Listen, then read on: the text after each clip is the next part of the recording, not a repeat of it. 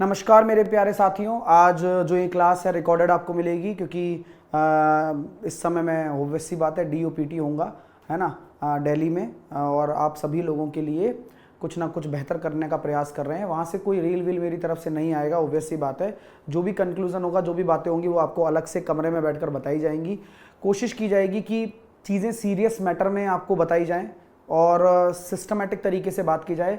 कुछ चीज़ें भी लिखनी है मुझे अभी कि क्या क्या चीज़ें हैं जो रिफॉर्म में हमें लानी है इस चीज़ में, ठीक है। तो उन चीज़ों को ध्यान में रखते हुए मैं आप लोगों के लिए पढ़ाई का ब्रेक नहीं देना चाहता था, इसलिए मैंने ये वीडियो आप लोगों के लिए की है कि जिससे कि आप सभी छात्र कुछ ना कुछ करते चलें।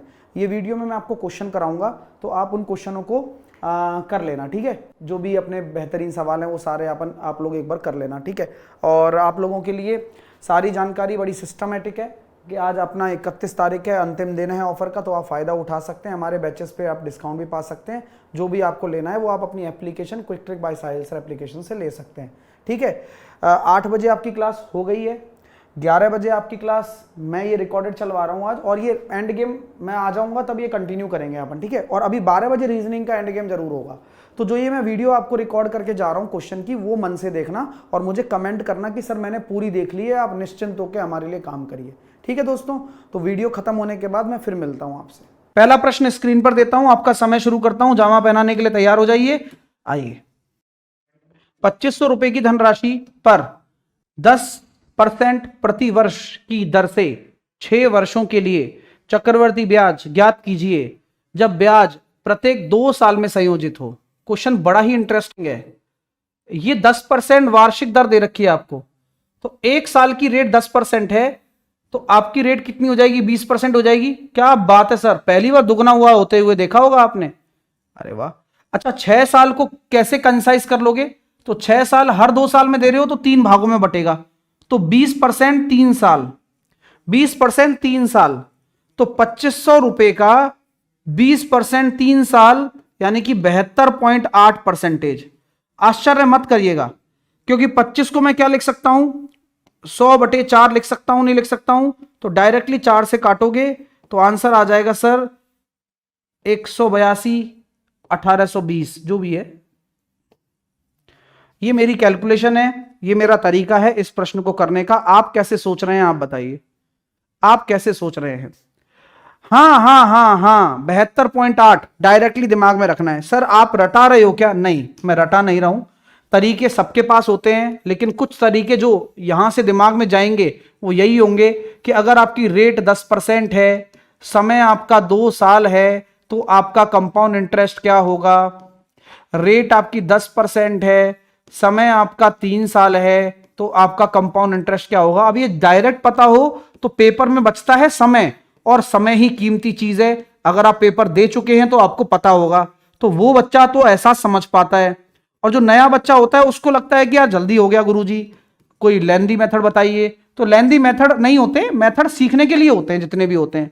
तो ये बताएं आप, अगर रेट आपकी 20% है, समय आपका 2 साल है। ये मैं क्यों बता रहा हूं? क्योंकि ये कॉमन चीजें हैं, हर बार हम ये तरीका नहीं अपनाएंगे। जब ऐसा परिस्थिति बनेगी तब हम ऐसा अपनाएंगे, ठीक है। तो आपका कंपाउंड इंटरेस्ट कितना होता है?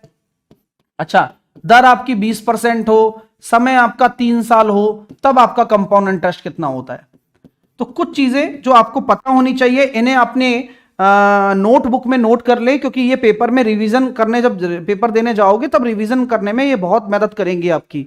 तो यहां देखो सर, 10% की दर से 2 साल का 21% होता है सक्सेसिव से, 10 + 10, 10 × 10/100। 3 साल का आपका 33.1% होता है, और यहां होता है सर 46.41% होता है। और 20% का 2 साल के लिए 44% होता है, 20% का 3 साल के लिए 72.8% होता है। क्या ही बच्चे पूछते हैं सर निकालने का तरीका भी बता दो। बहुत आसान तरीका है। पहले साल का 20% और 20% का 20%, 20% का 20% यानी कि 4%, और 4% का 20%, तो 4% का 20% होता है सर 0.8%, 0.8%। तो आपको बताना होगा कि यार क्या होता है फॉर्मूला। वो सर मल्टीप्लाइंग फैक्टर लगता है 3, 3 और 1, याद आ रहा है? हाँ, तो 60 और 12 72 और 0.8, तो 72.8 आ गया। तो यहां से भी आप ये निकाल सकते थे, लेकिन इतनी मेहनत क्यों करनी, अगर डायरेक्टली पता हो तो डायरेक्टली उत्तर देना आपका पहला पर्पस है। तो ये चीज आपको क्लियर हो गई क्या? सर डिप्लोमा लास्ट ईयर वाले एएलपी में फॉर्म भर सकते हैं अभिषेक, वो नोटिफिकेशन में डिपेंड करेगा कि वो क्या मेंशन करते हैं कि भाई इतने तारीख तक डिप्लोमा होना चाहिए, वो तब बता पाऊंगा मैं आपको क्लैरिटी के साथ में, ठीक है अभिषेक? तो उसके लिए परेशान मत होना आप अभी, है ना? हाँ, और कोई बता भी नहीं सकता, अगर आप पूछो कि सर कोई और है क्या, नहीं कोई नहीं बता सकता जब तक कि नोटिफिकेशन में ये मेंशन ना हो। तो इस चीज के लिए भी परेशान मत होना कि आप कहीं घूमते ही रहो बस, है ना? चलिए, अच्छा ये चीजें क्लियर हो गई आपको। अब मैं अगली चीज बताना चाहता हूं कि मैंने 25 को 100/4 कैसे लिख दिया, इसके बारे में नॉलेज है आपको कि 25 को मैंने 100/4 कैसे लिख दिया? हाँ लिख सकता हूं, इससे फायदा हुआ 4 से डायरेक्टली कट गया ये। तो कुछ चीजें जो कैलकुलेशन में सुधार करनी है वो यहां से आप पता लग जाएंगे आपको। सर आप बहुत अच्छा पढ़ाते हो, मैं पंजाब से हूं, पंजाब ऐसा ही निकाल है आपसे पढ़ के, बहुत बढ़िया यार, बहुत बढ़िया सीमा, बहुत अच्छे, है ना? Proud of you. अगला क्वेश्चन देखिए, बहुभुज के ऊपर क्वेश्चन है। बहुभुज देखो भाई, ये कौन 120 है, इंटरनल एंगल 60 आ गया, क्यों आ गया? क्योंकि प्रॉपर्टी होती है external angle plus internal angle बराबर 180। और कभी भी आंतरिक कोणों का योग निकालते हो तो 2n-4 इंटू 90 डिग्री वाला फॉर्मूला लगा सकते हो। अगर बाह्य कोण कितने होते हैं? 360 डिग्री होते हैं हमेशा। प्रत्येक बाह्य कोण का मान होता है 360 डिग्री बटे n। तो अगर आपको भुजाओं की संख्या निकालनी हो तो 360 डिग्री में प्रत्येक बाह्य कोण का भाग दे दीजिए, तो 3 आपकी भुजाओं की संख्या आ जाएगी, ठीक है? हाँ चलिए अगला करते हैं। अंकित मूल्य पर एक प्रश्न है, देखिए कौन करता है। एक घड़ी का अंकित मूल्य 1200 है, शिवा ने 2 क्रमागत छूट को 765 में बेचा 2 छूट देने के बाद। अब खुद बोला गया है कि क्रमागत छूट है, एक 15% की तो क्रमागत छूट होती है तो सक्सेसिव केस लगता है, और 15% बराबर आपका कितना होता है? 3/20 होता है। यानी कि 20 में अगर आप 3 की छूट दे रहे हो तो 20 में अगर आप 3 की छूट दे रहे हो इसका मतलब है 17, ठीक है? सर दूसरी छूट भी तो है, हाँ वो क्रमागत ही है, इसलिए आपने x और y अनुपात मान लिया उसका। और कंक्लूजन आ रहा है सर 1200 अंकित मूल्य है तो 765 में कोई बच्चा खरीदता है। भाई आप तो बेचने वाले हो, मान लो मैंने डिस्काउंट दिए 2 तो मैंने बेचा है, बट आपने तो खरीदा ही है। हाँ तो अब ये होती है एलओसी, इसको क्या बोलते हैं मेरे प्यारे भाइयों? इसको बोलते हैं एलओसी। एलओसी का मतलब होता है लाइन ऑफ कंक्लूजन, यानी कि सर जी इन दोनों के गुणा से ये बनता है, तो क्या मैं इसका भाग दे दूं इसमें? क्या मैं इसका भाग दे दूं इसमें, जिससे कि इसका रेशो आ जाएगा? तो इसका भाग दिया 60 बार गया, 17 चौके 68, 17 चौके 68 बचे 8, 17 पंजे 85, और आगे और भी कट जाएगा, 15 चौके 60 और 15 तिया 45। तो जो दूसरा डिस्काउंट निकालना है वो कितना आ जाएगा सर? 1 का डिस्काउंट दे दो, 4 के सापेक्ष में दे दो, तो यानी कि सर 25% जो होगा ना वो आपका डिस्काउंट हो जाएगा दूसरा। सेकंड डिस्काउंट 25% आपका हो जाएगा। और उम्मीद करता हूं आपका आंसर आ गया हो और अच्छा सीख रहे हो ना मेरे दोस्तों मेरी क्लासेस से। चलिए अच्छा लग रहा है, फीलिंग आना चाहिए प्रॉपर, लगातार शेयर और लाइक होना चाहिए। अगला प्रश्न आपकी स्क्रीन पर है, ये अच्छा क्वेश्चन है, थोड़ा सोच समझ के जवाब दीजिएगा।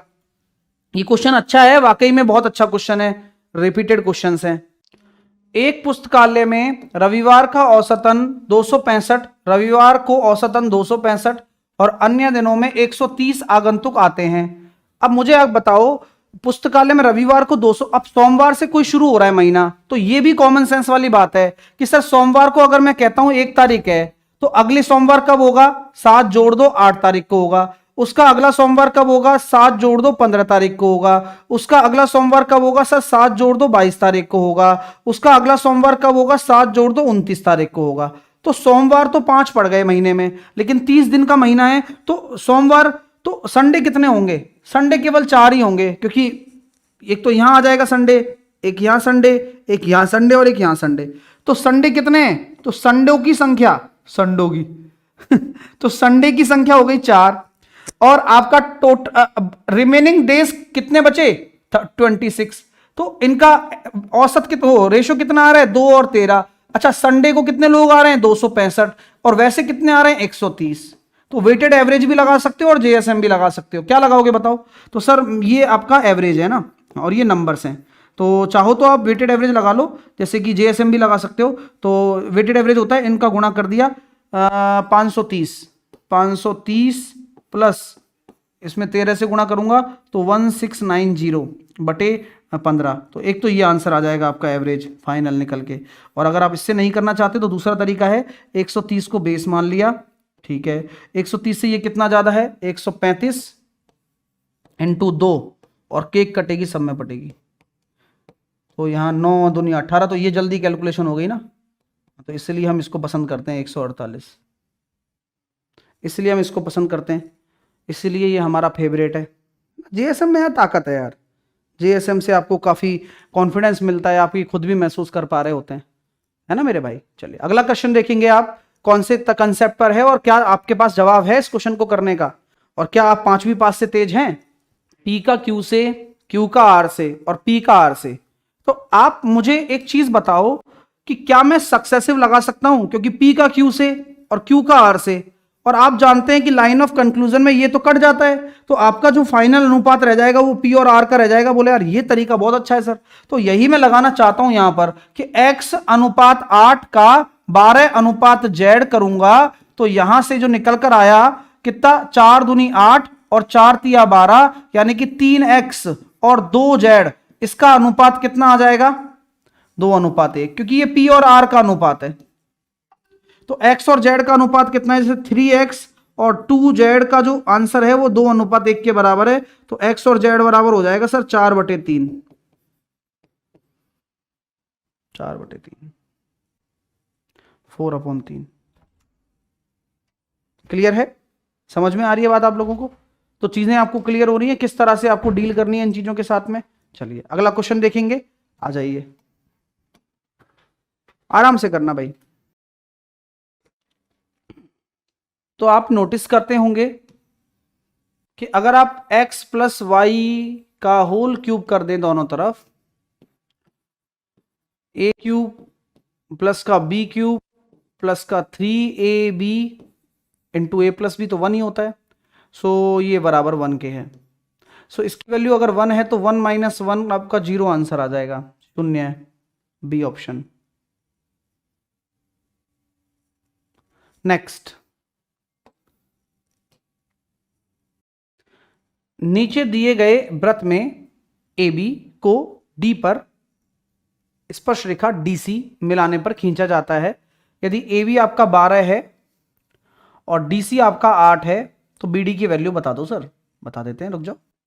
तो आप ये जानते होंगे दोस्तों कि अगर ये छेदक रेखा है तो कॉन्सेप्ट ये होता है सर, BD का और AD से गुणा, BD का इस AD से जो मल्टीप्लिकेशन है वो बराबर होगा CD स्क्वायर के। तो पूरा BD आपका x है और AD जो हो जाएगा वो 12 प्लस x है, और CD जो हो जाएगा वो कितना हो जाएगा सर, 64। तो ऐसा क्या रख दूं यहाँ सर जी, 4 रख दो, 16 चौके 64 हो जाएगा ना, फिर ये अच्छी बात है। तो x की वैल्यू 4 होगी, तो BD पूछा है तो BD 4 होगा। कोई तकल्लुफ तो नहीं आ रही, अच्छा लग रहा है, सीखने को मिल रहा है, वेरी गुड। वो काम आपको रेगुलर करना है हमारे साथ में। अगला क्वेश्चन देखेंगे, आपके सामने ये है ट्रिग्नोमेट्री का प्रश्न, थोड़ा सा डील कर लीजिए इसके साथ में, फिर आते हैं इस क्वेश्चन को कैसे किया जा सकता है। अब देखिए आप कैसे करेंगे। अब ऐसा क्वेश्चन कभी आ जाए तो मैं कहता हूं कि बस आप देख लीजिए, पाप ना हो रहा हो तो आप यहां पर क्या थीटा पुट कर सकते हैं, बिल्कुल कर सकते हैं, क्योंकि आप जब 45 डिग्री रखेंगे तो किसी भी तरह से ऑप्शन कोई भी सेम नहीं आएगा। तो आप पहले ये चेक कर लें कि आप जो आप वैल्यू पुट कर रहे हैं उससे आपका काम निकल रहा है। तो आपने जब 45 रखा तो आपका कभी भी कोई कंफ्यूजन नहीं पैदा हुआ यहां पर, और जैसे ही आप सेट 45 रखेंगे तो ये आपका √2 आ रहा है, और यहां पर आपका देखो √2 प्लस का 1 आ रहा है, यहां पर आपका देखिए 1 माइनस 1 अपॉन √2 आ रहा है, और यहां पर आप देखेंगे नीचे कॉस स्क्वायर है तो 2 माइनस का 1 आ रहा है, और यहां पर आपका 1/2 निकल कर आ रहा है। सो आफ्टर सॉल्विंग दिस आप देखते हैं क्या आता है सॉल्व करने पर। तो सर जी देखो √2 तो ऊपर है, √2 प्लस 1 भी ऊपर है, और √2 माइनस का 1 अपॉन √2 है। ठीक है मेरे भाई, चलिए तो यहां पर आ गया 2, तो ये कितना हो गया sir, a square minus B square यानी कि 1, बहुत बढ़िया, और √2 से √2 चला गया तो ये हो गया 1, और 1 इंटू 2 2 आंसर आ रहा है। तो ऐसा कौन सा ऑप्शन है जहां 45 रखने पर 2 आ जाएगा, एक सिंगल है, सेक स्क्वायर, ए ऑप्शन। तो सेक स्क्वायर वाला आंसर आपका हो चुका है। बेहतरीन तरीके से आपने जवाब दिया, बहुत खूबसूरत मेरे प्यारे छात्रों, बहुत अच्छा कर रहे हो, बस करते रहो, यही प्रैक्टिस काम आने वाली है पेपर में भी। अच्छा ये दिख रहा है ना आपको, ये डिवाइड का चिन्ह है, नहीं दिख रहा है तो प्रश्न को बड़ा करने की एक छोटी सी कोशिश करता हूं। ये देखिए तो आप अपने हिसाब से आंसर निकाल दीजिए, फिर हम इस क्वेश्चन को सॉल्व कर लेंगे। 4 में से 3 गया तो सर 1/4 हो गया, 4 में से 3 गया तो ये 1/4 हो गया, प्लस का ये 1/2 और ये हो जाएगा सर 3/10, 3/10। तो यहाँ मैं ये कह सकता हूँ सर, यहाँ पर आपने देखा कि 10 से गुणा कर लिया लो, और ऊपर भी 10 से गुणा कर लिया, तो सर जी ये निकल कर आ रहा है, यहाँ 4 से गुणा कर लिया, यहाँ भी 4 से गुणा कर लिया, तो 12 और 10 22/40। अब 20 भी बना सकते थे, हाँ, तो 11/20 हो गया ये, ठीक है। चलो, तो यहाँ से थोड़ा सा जब कंक्लूजन निकाला तो 11/20 आया। अब इसको सॉल्व करता हूँ, नीचे डिनोमिनेटर पे आ चुका हूँ मैं, इसको मैंने मल्टीप्लाई बदला तो ये 10/4 हुआ, 2 से काटा 2 बार, 2 से काटा 5 बार, तो ये हो गया 5/3। कितना हुआ? 5/3। और ये हो जाएगा सर जी 4/5। अब 4/5 को 25/16 से गुणा करेंगे तो ये हो जाएगा सर 5/4। तो देखिए 5 चौके 20 और 15, तो 35/12। तो 11/20 गुणा 12/35 कितना आ रहा है? 4 तिया 12 और 4 पंजे 20। तो मेरा आंसर तो आ रहा है सर 33, और 150 और 25 175। और बताओ, 33/175 आ रहा है? ठीक है, आपका भी ठीक है, मेरा भी ठीक है। चलो ओके, अगला क्वेश्चन करते हैं। चलो, हाँ, 2 अंकों की संख्या का अंकों को आपस में बदल देने पर जो बनी संख्या है उसका योग 99 होता है। जो बच्चा थोड़ी सी भी नॉलेज रखता है उसको डायरेक्ट अंकों का योग आ जाएगा, ठीक है। अब दोनों का अंतर भी दे रखा है, अंकों का योग पता है, अंकों का अंतर पता है, तो संख्या निकालने में कोई हर्ज नहीं है, फिर भी समय दे रहा हूं, करिए। अब 2 अंकों की संख्या, तो कभी भी एक बात जिंदगी में याद रखना कि 2 अंकों की संख्या ऐसे थोड़ी लिखी जाती है, नहीं, 2 अंकों की संख्या हमेशा लिखी जाती है 10x प्लस का y। तो 2 अंकों की संख्या के अंकों को आपस में बदल दिया जाए, तो अंकों को मैंने आपस में बदल दिया, तो ये कितना हो गया सर 10y प्लस का x। अब जो संख्याओं का योग जो आ रहा है वो कितना आ रहा है? 11x और 11y, दोनों संख्याओं का जो योग है वो 99 के बराबर है। तो यहां से x प्लस y की जो वैल्यू आ जाएगी वो 9 आ जाएगी। अंकों का योग 9 आ गया, अंकों का अंतर 3 है, तो आपकी जो x है वो कितना हो जाएगा सर? 12/2 6, और 9 में से 3 गया तो 6/2 3। तो आपकी जो संख्या होगी वो 63 होगी, एक्चुअल में 63 वो संख्या हो जाएगी। अंडरस्टैंड कर पा रहे हो? ये हुई ना बात, बहुत बढ़िया यार, अच्छा करते हो, अच्छा लगता है। देखो अगला क्वेश्चन करिए, चलिए, कम ऑन गाइस। एक व्यापारी 100 सेब 800 रुपए में खरीदता है सर। उसने पाया कि 20 सेब सड़ गए थे और बेचे नहीं जा सकते थे। उसने शेष सेब बेच दिए और कुल 10% का लाभ कमाया। मैं कहता हूं कि 800 रुपए में उसने 10% का लाभ कमाना, उसने सोचा कि मैं कमा के ही रहूंगा, तो 880 रुपए वो सोच रहा था कि मैं बनाकर ही रहूंगा, कुछ भी हो जाए चाहे। अब 100 में से 20 सड़ गए हों, लेकिन भैया को 880 तो कमाने ही है, 80 सेब बेच के कमा लेगा, और उसने अपने सेब का विक्रय मूल्य क्या रख दिया? 11 रुपए प्रति सेब। क्या रख दिया कि भैया मैं 11 में बेचूंगा, क्या रख दिया? 11 रुपए पर सेब। भाई सही बात है ना भाई, आदमी ने सोचा कि मेरे को 10% कमाना है, तो 10% कमाने के लिए 880 में बेचना जरूरी है। अब सेब 100 नहीं बेच पा रहा है, 100 सेब है ही नहीं उसके पास 80 सेब बेचने के लिए, लेकिन 880 कमाने हैं अगले को, तो 11 रुपए प्रति किलोग्राम से 11 रुपए पर सेब बेच लेगा। क्या दिक्कत आ गई? कोई दिक्कत नहीं आई, अगला प्रश्न करेंगे आराम से। एक दुकानदार एक वस्तु पर लागत मूल्य से 20% अधिक मूल्य पर टैग करता है, टैग करने का मतलब अंकित करता है, और 10% की छूट भी दे देता है। तो लाभ क्या होगा? तो लागत मूल्य मान लिया आपने 100, अब तरीके 1000 है, आपने अपनी एमआरपी लगा दी कितनी? 120, 20% ज्यादा लगा दी, और फिर आपने उस पर डिस्काउंट दे दिया, यानी कि 90%, यानी कि बेचा कितने में? 108 में बेच दिया। तो आपका जो लाभ हो रहा है वो कितना आ रहा है? 8% का। लाभ तो सीपी और एसपी से निकाला जाता है, हाँ, तो कोई दिक्कत ही नहीं है, डायरेक्ट कर सकते हो ना। अब आप कहोगे सर 100 क्यों माना? बहुत तरीके हैं, मत मानो, रेशो से कर लो। सर रेशो से कैसे करेंगे? 20% का अधिक अंकित किया, 5 से 6, और फिर 10% का डिस्काउंट है, यानी कि 10 से 9, ऐसे कर लो। 2 से काट लो 3 बार, 2 से काट लो भैया 5 बार, तो सर 25 से देखो 27 आ रहा है, तो ये आपका सीपी और ये आपका एसपी है। यहां से देखो कितना प्रॉफिट आ रहा है, 2 का 25 के रेस्पेक्ट में गुणा 100, तो 8% देखो यहां से भी आ गया। तो खेल खिलाड़ियों का है, आप जैसा करना चाहें आप वैसा कर सकते हैं, आपको कोई रोकेगा नहीं। आई मेरी बात समझ में? और अभी मैं एएलपी का पेपर भी कराऊंगा शाम को 3 बजे। एएलपी का पेपर मैथ का होगा शाम को 3 बजे, 4 बजे होगा साइंस का पेपर और 6 बजे होगा रीजनिंग का पेपर। मैथ का पेपर मैं कराने वाला हूं, साइंस का पेपर हरीश सर कराने वाले हैं, 6 बजे आकाश सर रीजनिंग का कराने वाले हैं। तो एएलपी के जो छात्र हैं, रेलवे के जो छात्र हैं, वो जुड़ जाइएगा आज अपने ही चैनल पर। अगला प्रश्न आपकी स्क्रीन पर है, ये लीजिएगा, करके बताइए एक बार आप। ए और बी की वर्तमान आयु के बीच का अनुपात कितना है सर? ए और बी की वर्तमान आयु के बीच का अनुपात कितना है सर? 5:8 है। 4 साल के बाद उनकी आयु के बीच का अनुपात 2:3 है। तो 4 साल के बाद की बात है, तो यहां कौन सा कंसेप्ट लग सकता है सर? लड़ाई कंसेप्ट ज्यादा सक्सेसफुल लग सकता है यहां पर। तो 5 3 15 और 8 दूनी 16, 16 में से 15 चले गए तो 1 अनुपात।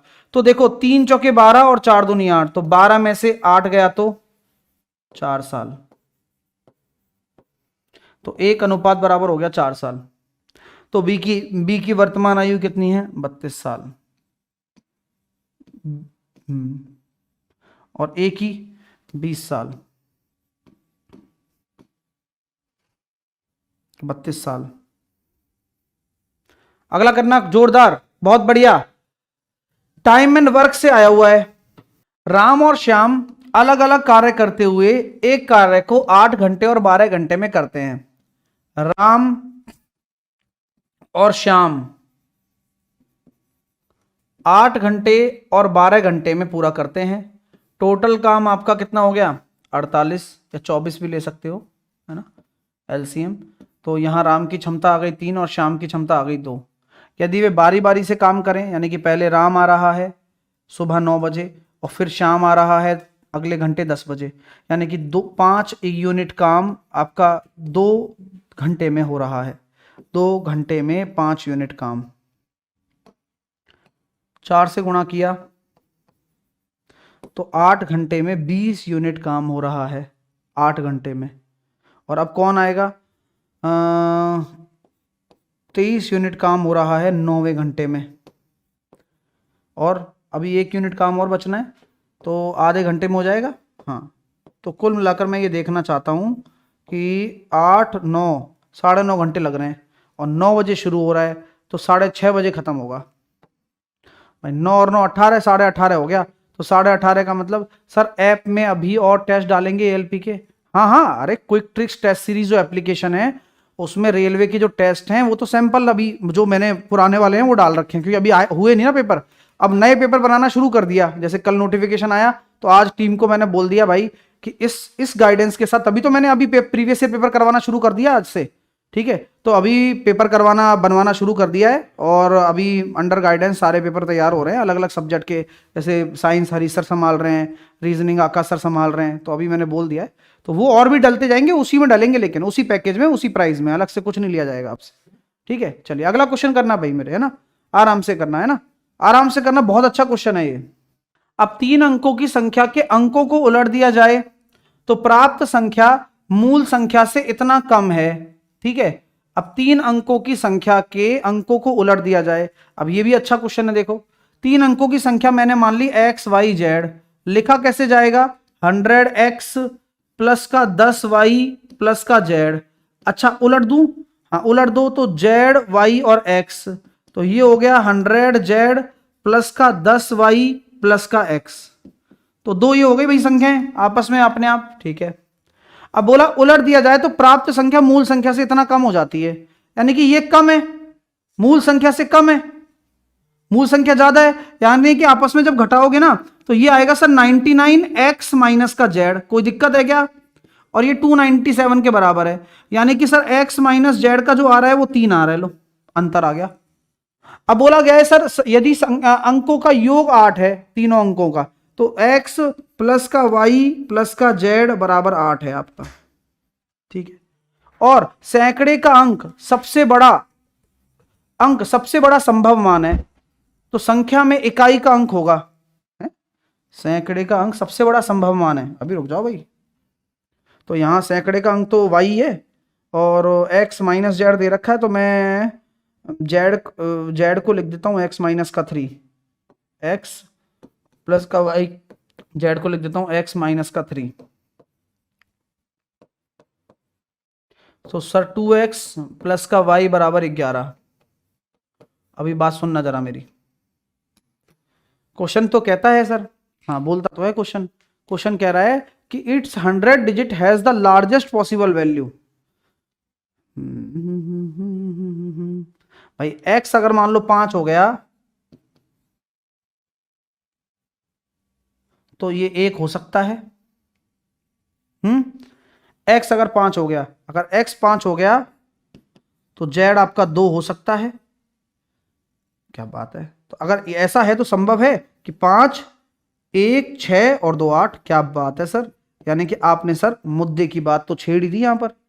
बात समझ में आ रही है? क्वेश्चन कैसा लग रहा है? आप प्लीज तवज्जो दीजिएगा क्वेश्चन को। क्वेश्चन में क्वालिटी जो आपके सामने रखी गई है वो बहुत बेहतरीन क्वालिटी है, और यहां चेक करना पड़ता है कि आप क्या रख सकते हैं और ये क्या सेटिस्फाई हो रहा है। तो सारी जगह सेटिस्फाई भी हो रहा है। ओके, सो आंसर आपका निकल कर आ चुका है। अगर आप चाहते हैं नहीं नहीं सर आप तो 3 रखो, मैं वही दिमाग लगवा रहा हूं, आपसे चिंता ना करो, मैं हर चीज की तह तक जाऊंगा। तो आपकी x की वैल्यू कितनी होगी? 4 होगी। अब x की वैल्यू अगर 4 रखते हो तो x की वैल्यू 4 रखते हो तो z की वैल्यू 1, तो x की वैल्यू 4, z की वैल्यू 1 और y की वैल्यू 3। तो यहां पर भी 8 आ गया आपका। Very good. तो ये 4, 3 और 8 भी संभव है। अब आपसे बोला जा रहा है सर उसके सैकड़े का अंक सबसे बड़ा संभव मान है। सैकड़े के अंक का तो 3 भी हो सकता है। अब क्या फर्क है बताओ, क्या फर्क क्या है? अब 4 और 1 अगर ले लेते हो भाई, जैसे मान लो आपने ले लिया x बराबर आपने ले लिया 4, y बराबर आपने ले लिया 3 और z बराबर आपने ले लिया 1। क्या फर्क है दोनों में? क्यों नहीं ले सकते ये? हाँ बोलो बोलो जल्दी बताओ यार। एक बच्ची ने आंसर दिया है सर कि 3 सेटिस्फाइड नहीं है सर। गुड, बहुत अच्छा पॉइंट लिया है। y बराबर 3 ले सकते हैं।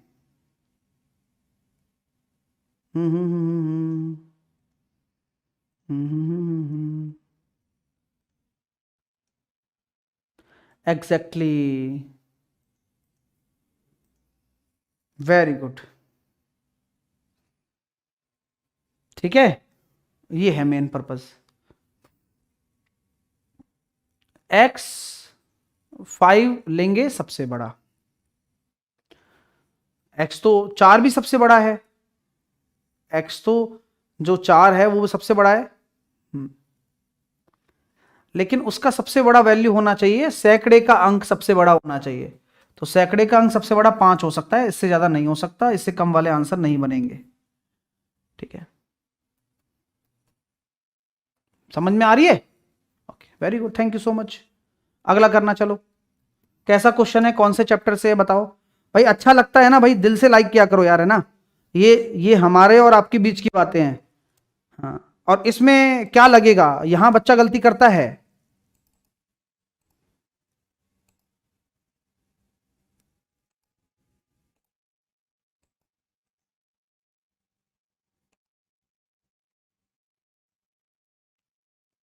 हाँ अखिलेश, रेडियो ऑपरेटर के लिए कुछ करते हैं, चिंता ना करो। देखो 527 सेब हैं, 646 नाशपाती हैं और 748 संतरे हैं। इन्हें समान संख्या में फलों वाले ढेरों में व्यवस्थित किया जाना है। प्रत्येक ढेर में केवल एक ही प्रकार के हों और अधिकतम हों। Very good. कितने ढेर होंगे? तो कभी भी अगर संख्या पूछी जाए, कभी भी संख्या पूछी जाए तो हमेशा याद रखना कि आपका आंसर एचसीएफ नहीं होगा।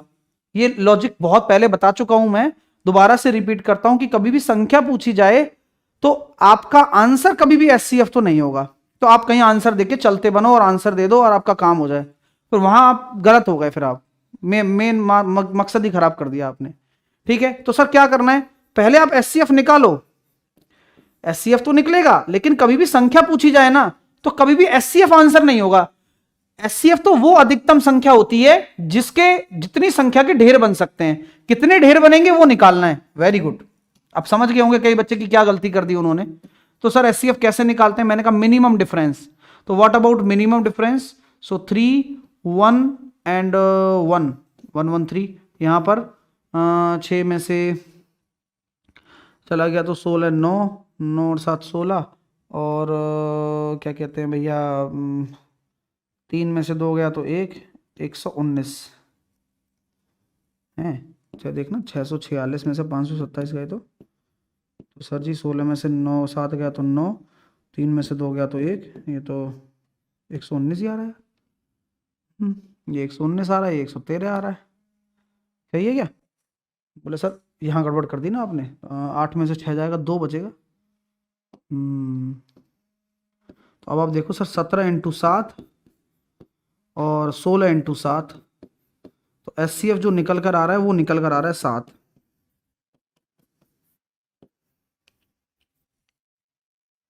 सत्रह आ रहा है?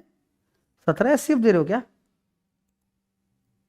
अच्छा गड़बड़, अरे यार 102 ही आएगा नहीं तो फिर, हाँ तो 17 आ जाएगा फिर।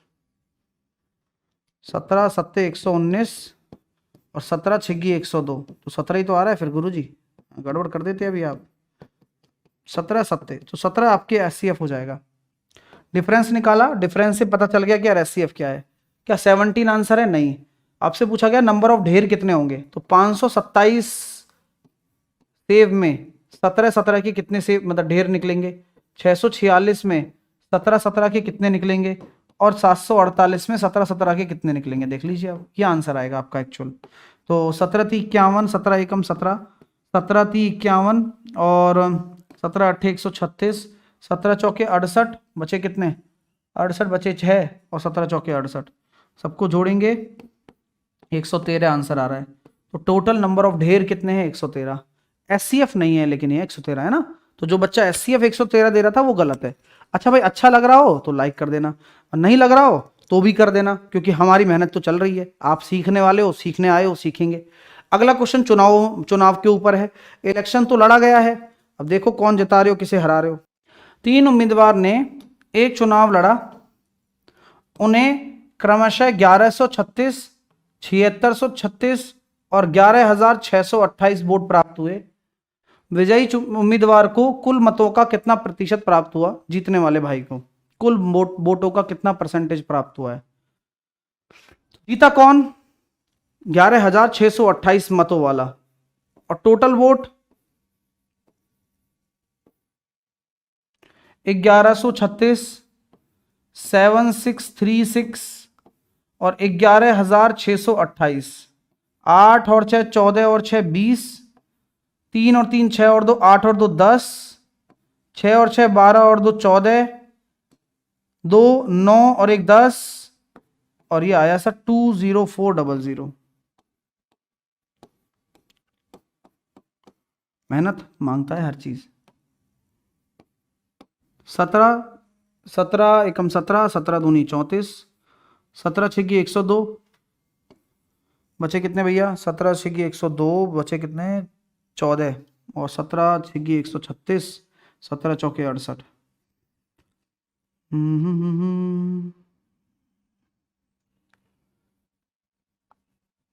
जीत नहीं रहा क्या आदमी, 12 पंजे 60, और फिर वही वाली बात आ जाएगी हैं। 628 है, 17 छिग्गी 100, अरे यार 17 छिग्गी 102 होता है ना, बचे 14 और 136 और बचे 6 और 17 चौके 68,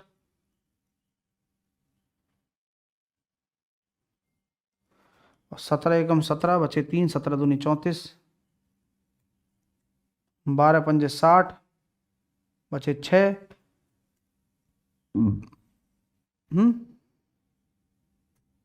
17 अट्ठे आएगा ना, हाँ वही गड़बड़ कर दिए थे अब,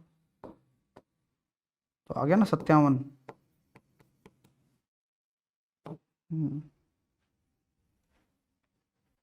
अगला करिए। एक बल्लेबाज ने 144 रन बनाए, जिसमें 6 चौके और 8 छक्के हैं। उसने अपने कुल स्कोर का कितना परसेंट विकेटों के बीच में दौड़ा।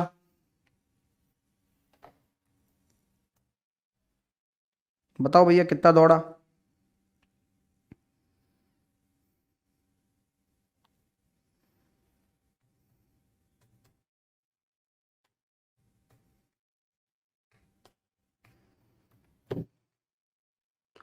अब 144 रन बनाए, 6 चौके हैं और 8 छक्के हैं, तो 6 चौके 24 और 8 छिंग 48, तो ये हो गया सर जी 52 और 20, 52 और 20 72, और 72 रन विकेटों के बीच में दौड़े, तो लगभग 144 का 72 दौड़ा, यानी कि 50% रन जो हैं वो दौड़कर बनाए हैं, है ना, रनिंग बिटवीन द विकेट्स। अगला क्वेश्चन स्क्रीन पर, 3 संख्याओं का योग दे रखा है, 3 संख्याओं का योग दे रखा है, यदि पहली का दूसरी से जो अनुपात है वह आपका 2:3 है, और दूसरी का तीसरी से जो अनुपात है वो 5:8 है।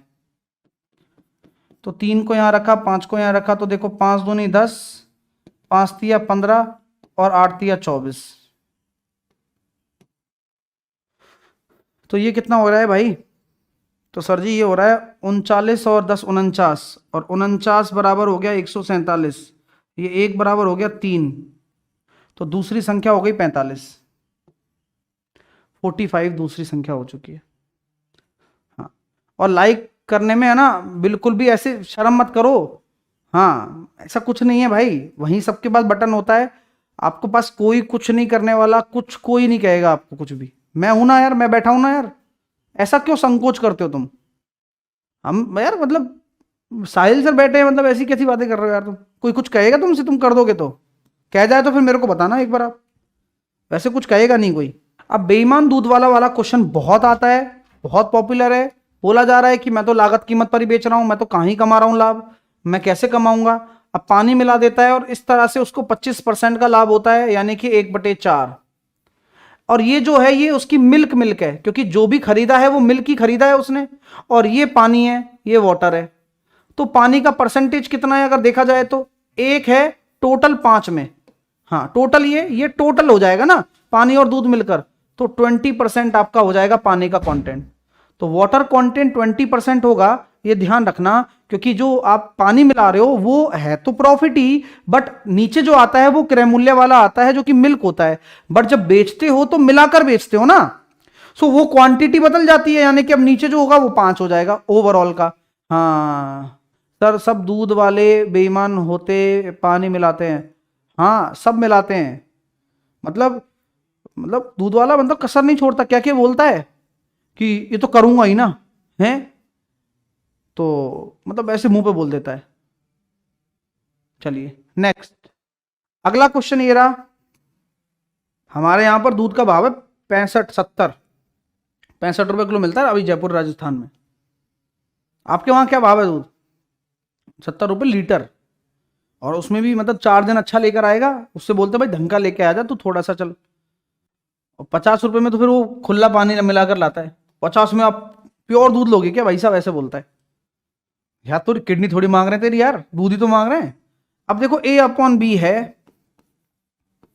x-1, अब ये V/A होता है ना, इसको A/B बनाना पड़ता है तभी तो बेस बराबर होगा, तो जैसे ही A/B बनाया ना तो ये वाला माइनस हो जाएगा, माइनस का x प्लस का 3, बेस बराबर पावर भी बराबर, तो x माइनस का 1 माइनस का x प्लस का 3, तो 2x बराबर 4, x बराबर 2।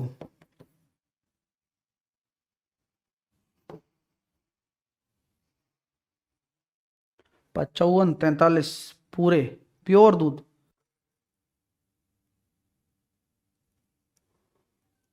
सर हुंकार बैच 1 में मेमोरी, हाँ अरे वो करवा देंगे, 48 है सर, उसमें भी पानी पानी मिलाते हैं, 50 कर दिया। चलिए, ओ भाई ये क्या है, मैं डर गया, ये क्या आ गया है, ये तो बहुत अच्छा बवाल है, चलो कोई नहीं। और हाँ सुनो, उड़ीसा वालों और अन्य छात्र, तुम्हारी डीआई वाला रिवीजन भी चल रहा है, तो जिनका उड़ीसा CHSL का पेपर है वो टेंशन ना लेना, है ना मेरे भाई। हाँ आइए, आओ क्वेश्चन को पढ़ते हैं पहले और अपना काम शुरू कर दो, फिर आगे नतीजों पर आएंगे। 3 विषय दे रखे हैं, गणित, भौतिकी और रसायन विज्ञान वाली एक परीक्षा में 280 छात्र उपस्थित हैं।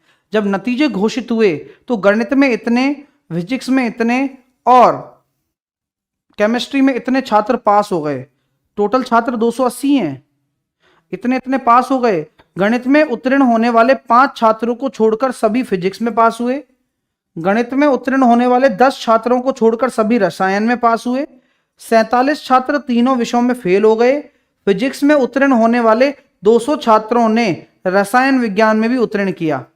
ये किसका क्वेश्चन है पहले तो ये बताओ, फिर क्वेश्चनों के आंसर देंगे।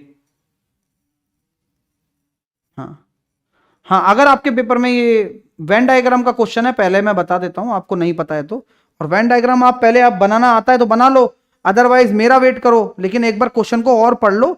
जिनको ट्राई मारना है वो ट्राई मारो प्लीज, है ना, छोड़ना नहीं है, ये क्वेश्चन सीखना है ना हमें। DI का लग रहा है, वाह गणित का नहीं लग रहा क्या? पता ही नहीं तेरे को? चलिए, वेरी गुड। ये है, किसको कहते हैं हम? कैसलेट DI, इसको बोलते हैं कैसलेट DI, या वेन डायग्राम वाली DI भी बोलते हैं इसको, ठीक है। हाँ, तो जहां पे थियोरेटिकल वेस्ट आता है, मैं इसी वाली जगह को ले रहा हूं और एक एक करके डायग्राम बनाता हूं। आप सभी लोग भी मेरे साथ साथ बनाओगे ना? हाँ या ना में जवाब देना। 3 गोले बनाना सही रहेगा। हाँ सर, 3 गोले बना लो, और जिससे कि हम वेन डायग्राम को बना पाएंगे और एक कह सकते हैं DI को बना पाएंगे, ठीक है। 3 मैंने गोले बना दिए, आप भी मेरी तरह सेक्शंस बना लीजिए। कौन कौन सी सब्जेक्ट हैं? एक तो सर मैथ है, एक फिजिक्स है और एक केमिस्ट्री है। तो एक गोला मैंने मैथ को दिया, ठीक है, एक मैंने फिजिक्स को दे दिया, एक मैंने चीमी को दे दिया, केमिस्ट्री को दे दिया। अब क्वेश्चन क्या कहता है कि सर जी 280 छात्र हैं, तो कुल कितने हैं? 280 हैं, और मैथ्स में 185 हैं, तो अकेले मैथ्स में कितना है? 185, और फिजिक्स में अकेले नहीं, मतलब मैथ्स में फिजिक्स में 210। ये पास होने वाले हैं, देखना जलवा देखो आप, 210, और केमिस्ट्री में 222।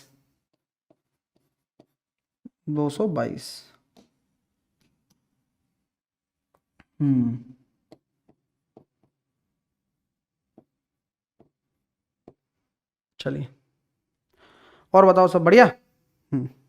आगे देखें? हाँ सर, आगे देखो। तो अब आप मुझे बताओ कि मेन मुद्दा क्या है। मुद्दा बहुत सिंपल सा है सर, कि अलग अलग बातें की गई हैं कई सारी जगह। अब इनको वेरिएबल मान लेते हैं, ज़्यादा बेटर है। जैसे कि मैं इसको मान लेता हूँ, जिसमें यहाँ बोला जा रहा है क्या कि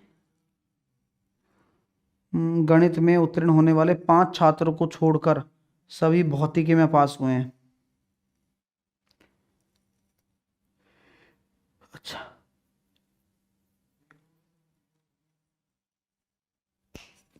और गणित में उत्तीर्ण होने वाले 10 छात्रों को छोड़कर सभी रसायन में पास हुए हैं।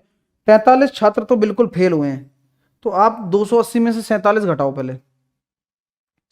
टोटल 280 थे, उसमें से अगर आपने 47 घटा दिया तो अल्टीमेटली जो टोटल पास होने वाले कितने हैं? 10 में से 7 गया तो 3, 7 में से 4 गया तो 3, 233 है। यानी कि जो इसके अंदर आएंगे ना वह कुल 233 होंगे। ये बात कंफर्म है ना मेरी? ये बात तो कंफर्म मानते हो कि इसके अंदर जो भी आएगा वो 233 होगा, ना उससे ज्यादा ना उससे कम। और अगर मैं इसको A मान लेता हूं, इसको मैं B मान लेता हूं, इसको मैं C मान लेता हूं, तो इसको मैंने X मान लिया।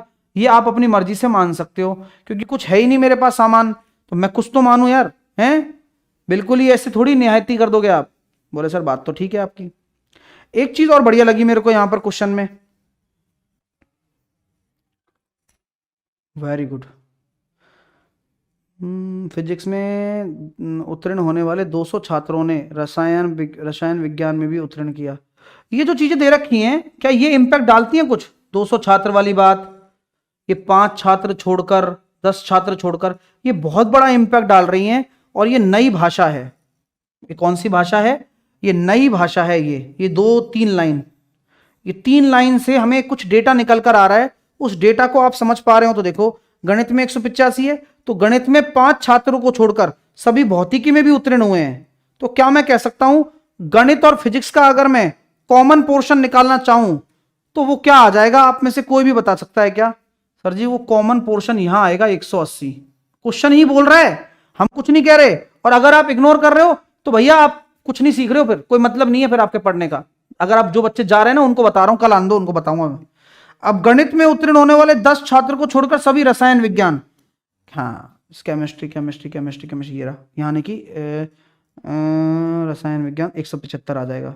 रसायन विज्ञान ना, गणित को छोड़कर, तो हमेशा गणित को छोड़कर की बात कर रहे हो ना, तो इसलिए गणित में से ही घटा रहा हूं, ठीक है। और यहां कितना हो जाएगा बताओ, यहां कितना हो जाएगा, यहां भी आपको दे रखा है, यहां हो जाएगा सर जी 200। 200 क्यों हुआ, खुद देखो क्वेश्चन में लिखा हुआ है कि फिजिक्स में उत्तीर्ण होने वाले 200 छात्रों ने रसायन विज्ञान में भी उत्तीर्ण हुआ, तो फिजिक्स और रसायन विज्ञान में भी उत्तीर्ण हुआ, तो फिजिक्स और रसायन विज्ञान में 200 आ गया। कोई दिक्कत, कोई भी परेशानी तो नहीं है मेरे छात्रों को, कोई परेशानी तो नहीं है। चलिए बहुत बढ़िया, बहुत अच्छे। आते हैं अब अब मेरी बात को गौर से सुनना, मेरी बात को गौर से सुनना।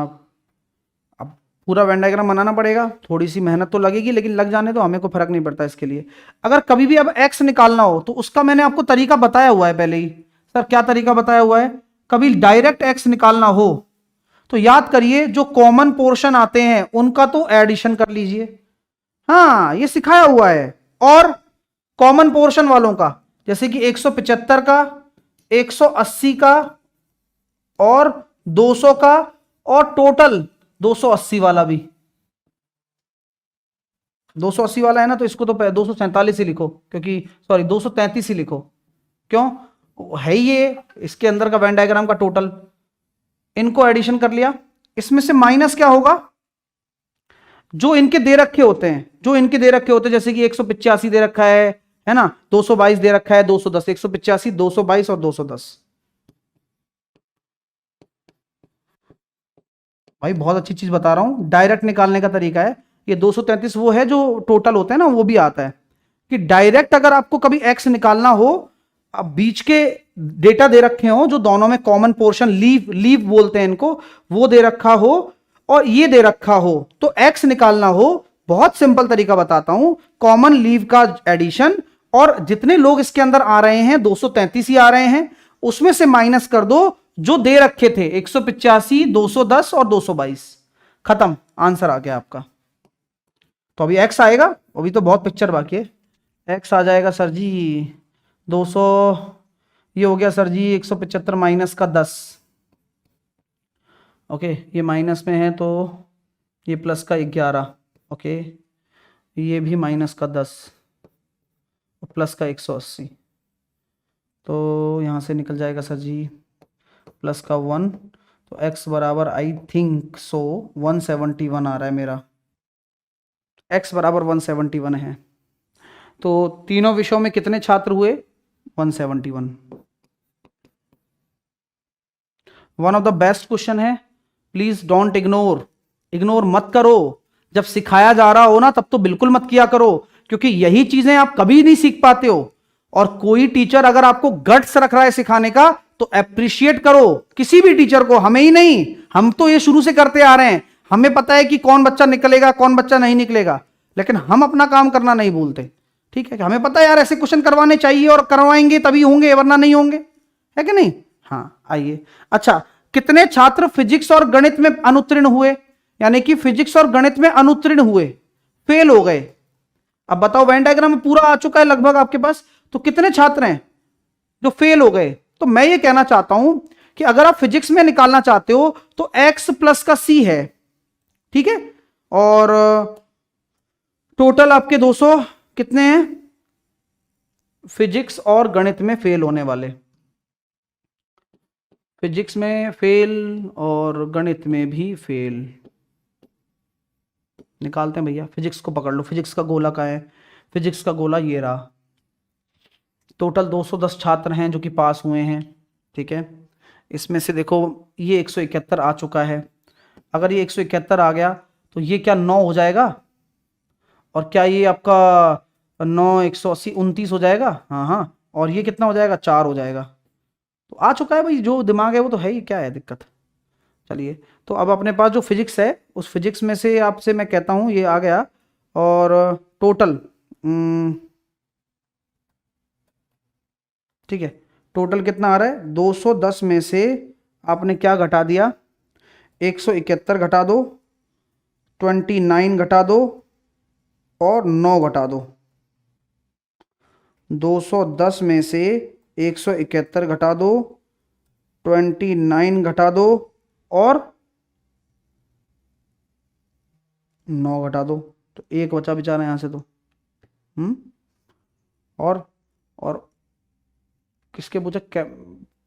फिजिक्स और केमिस्ट्री। या मेरा ये दिमाग कह रहा है कि फिजिक्स केमिस्ट्री में जो फेल हुए होंगे, दोनों में फेल, तो वो जो केवल और केवल फिजिक्स और गणित में जो फेल हुए होंगे, तो उनका आंसर मैं डायरेक्टली दे सकता हूं। डायरेक्टली आंसर क्या? जो ओनली केमिस्ट्री में पास हुए हैं वो आंसर नहीं हो जाएगा क्या इनका? मैं दिमाग लगा रहा हूं अपना, जो मैं बुद्धि चला रहा हूं, मैं ये सोच रहा हूं कि जो फिजिक्स और मैथ में फेल हुए हैं, जो फिजिक्स और मैथ में फेल हुए हैं, वो नहीं हो जाएंगे क्या जो केमिस्ट्री में पास हुए हैं? भाई कॉमन सेंस लगा रहे हैं अपन, और इसलिए मैं सोच भी रहा था कि यार ये क्या कर रहा हूं मैं, कि फिजिक्स और मैथ में जो फेल हुए हैं, तो मैं ये बोल दूं कि जो केवल केमिस्ट्री में पास हुए हैं, यानी कि इसका ये निकाल दूं बस। पॉइंट है कि नहीं बता दो? ये पॉइंट गुरुजी बढ़िया है। तो 222 में से 171, 29 और 4, 29 और 4 कितना हो गया? 33, और 33 और 171, तो 222 में से 171 माइनस का 33 घटाने पर, तो 222 माइनस का 4, 7 और 3 10, 204 घटा दिया, 18 आंसर आ गया। अब यहां आप मेरी तारीफ कर सकते हो। जो केवल केमिस्ट्री में पास हुए होंगे वो फिजिक्स और मैथ में फेल हुए होंगे निश्चित तौर पर, तो डायरेक्ट रिडक्शन कर दो आप, केमिस्ट्री में पास निकाल दो केवल और केवल। है दम है? आइए अगला करते हैं। कितने छात्र गणित में पास हुए लेकिन फिजिक्स और रसायन दोनों में फेल रहे? तो ओनली मैथ में पास होने वाले, है ना? हाँ, ओनली मैथ। तो ओनली मैथ के लिए क्या करोगे? 185 टोटल है, उसमें से 180 और 4, 184 घटा दिए, एक आएगा। हाँ, एक ऑप्शन में है। गुड गुड गुड, ठीक है भाई, एक आ गया। अगला क्वेश्चन करिए। निम्न में से सबसे छोटा कौन सा है इनमें से? अब सबसे छोटा तो देखो आसानी से पता लगा सकते हैं, देखो ये 75% है, और वैसे भी देख सकते हो कैसे, जैसे कि ये 3/4 है, एक का डिफरेंस है, 5/6 है, एक का डिफरेंस है, 7/12 है, 5 आ गया, 2/3 है, एक है, तो 5 आ गया। तो 5 तिया 15, 5 25, 7 और 10। सबसे छोटा कौन सा है? 7/12, सबसे छोटू, डी ऑप्शन। तो दोस्तों मैं उम्मीद करता हूं आपने वीडियो पूरी देख ली होगी। लाइक शेयर इस वीडियो को कर दीजिएगा। कल भी इसी तरह की वीडियो आएगी अगर मैं अवेलेबल नहीं हो पाया तो। अगर मैं आ गया वापस दिल्ली से, हमारा बात सुन ली गई है या डिमांड मान ली गई है तो ठीक है, अदरवाइज तब तक रहा जाएगा, तब तक जब तक कि पूरा का पूरा रिजोल्यूशन ना हो जाए चीज़ों का। तो सेशन को लाइक शेयर आप करते रहना। कल भी मैं आप लोगों के लिए रिकॉर्ड करके जाऊंगा चीज़ों को, या आपके लिए कुछ ऐसा कंटेंट देकर जाऊंगा जो आपके काम का रहेगा पेपर में। और एंड गेम अपना कंटिन्यू बाकी क्लासेस चलती रहेंगी जैसे हैं, ठीक है। ऑफर का फायदा आप उठा लेना। आज अंतिम तारीख है 31 तारीख, ठीक है। अपनी एप्लीकेशन आपको पता ही है, क्विक ट्रिक बाय साहिल सर एप्लीकेशन पर हर बैच पर आपको ऑफर मिल जाएगा, जितनी भी आप बैचेस लेना चाहते हैं क्विक ट्रिक बाय साहिल सर एप्लीकेशन से, ठीक है। कोई अगर क्वेरी है तो इस नंबर पर कॉल या व्हाट्सअप आप कर सकते हैं हमें। चैनल को सब्सक्राइब कर लें और हमारे साथ कनेक्टेड रहें, जुड़े रहें, मेहनत करते रहें। जय हिंद, जय भारत।